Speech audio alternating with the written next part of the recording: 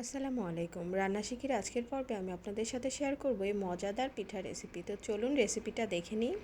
Colouring এই পিঠাগুলো বড় কিংবা বাচ্চা সবারই অনেক বেশি পছন্দ। তো এখানে আমি এই পিঠা বানানোর জন্য নিয়েছি ভাত রান্না করা যে চালটা আছে সেটা নিয়েছি আমি আধা কেজি পরিমাণ। সেটাকে সারা রাত আমি ভিজিয়ে রেখেছিলাম এবং সকালবেলা এভাবে পাটাতে বেটে নিচ্ছি। আপনারা চাইলে এটা ব্লেন্ডার মেশিনেও গুঁড়ো করে নিতে পারেন। তো পাটায় বেটে আমি আজকে করছি, তো সেটাই আপনাদের সাথে শেয়ার করলাম। পুরোটা বাটার পর আমি যেহেতু একটু কালার করতে চাচ্ছি, কিছুটা অংশ তুলে নিয়েছি, তার সাথে মিশিয়ে দিয়েছি সামান্য লবণ এবং এখন ব্যবহার করছি অরেঞ্জ কালারের ফুড কালার। তো যেটাতে কালারটা খুব সুন্দর একটা কমলা কমলা কালার আসবে। সাদা, কমলা কালার কিংবা বিভিন্ন কালারের হয়ে থাকলে এগুলো দেখতে অনেক বেশি সুন্দর লাগে। যারা এই পিঠা রেসিপি তৈরি করতে পারেন তারা তো জানেনই, আর যারা নতুন অবশ্যই এভাবে করতে পারেন। খুবই সহজে বাড়িতে বানানো এই সিরিঞ্জ পিঠা তেলে ভেজে খেতে বাচ্চারা সবাই বেশি পছন্দ করে। আচ্ছা, এইখানে সিরিঞ্জ পিঠা বলার কারণ এই পিঠাটা সিরিঞ্জে ভরে বানানো হয়, তো যার কারণে এটার নাম সিরিঞ্জ পিঠা। তো সব কিছু মাখামাখির পর আমি এটাকে সিরিঞ্জে ভরে নিচ্ছি। আমি আর আমার সহযোগী একজন আপা আছেন, দুজন মিলে করছি যেহেতু একটু সময় সাপেক্ষ ব্যাপার।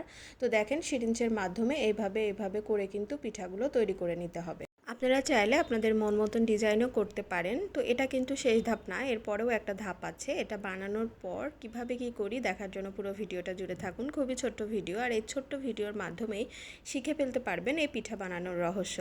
আচ্ছা, তো এখানে দেখেন আমি সিরিঞ্জের সাহায্যে এইভাবে করে নিচ্ছি। এইভাবে একটা করে পিঠা তৈরি করে নিতে হবে।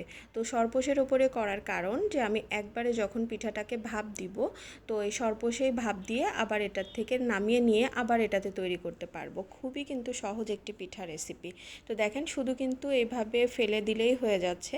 চাইলে ডিজাইনও করতে পারেন, নাইলে নাই। তো এখানে আমি পানি ফুটাতে দিয়েছি এবং পানি যেই ফুটে গিয়েছে তারপরে বানানো পিঠা সরপোষটা দিয়ে দিচ্ছি, তারপরে একটা ঢাকনা দিয়ে ঢেকে দিচ্ছি, দিয়ে এটাকে ভাপ হওয়া পর্যন্ত রেখে দিচ্ছি। হালকা একটু সিদ্ধ হলে কালারটা চেঞ্জ হয়ে যাবে, আপনারা দেখলে বুঝতে পারবেন। দেখেন, দেখে বোঝা যাচ্ছে যে এটা সিদ্ধ হয়ে গিয়েছে।